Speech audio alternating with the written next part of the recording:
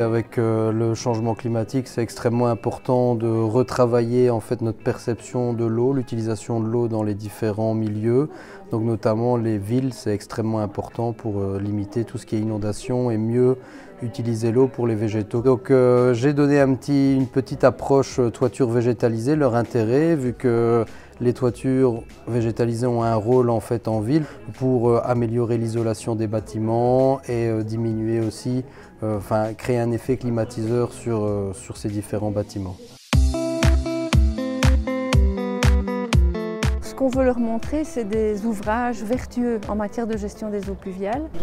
C'est de considérer l'eau non plus comme un déchet, mais comme une ressource qui peut aider à plein d'aménagements finalement, apporter de la vie dans des projets et permettre aux nappes de se réapprovisionner. Enfin, il y a plein de qualités à cette bonne gestion vertueuse des eaux pluviales.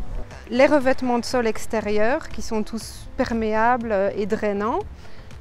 Les toitures plates qui sont toutes végétalisées, donc cela permet une rétention des eaux pluviales, bien sûr l'aspect esthétique des toitures végétalisées. Vu les contraintes de place, le relief du sol et l'imperméabilité du terrain, donc on a été un peu contraint de faire tous ces compromis-là.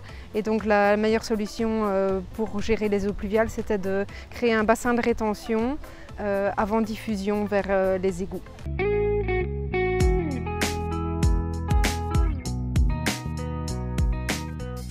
Donc on est allé voir le parking Henri Buch.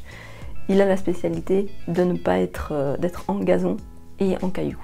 Donc toutes les eaux sont infiltrées sur le terrain et les places de parking sont en dalle gazon pour une meilleure stabilité. Le fait de contrôler, c'est ça en fait, c'est de recontrôler l'eau de pluie, permet non seulement de faire un contrôle basique, je dirais, mais de compléter généralement nos projets en plus d'une architecture bioclimatique par exemple, d'une architecture avec la biodiversité, les plantations, ça va ensemble.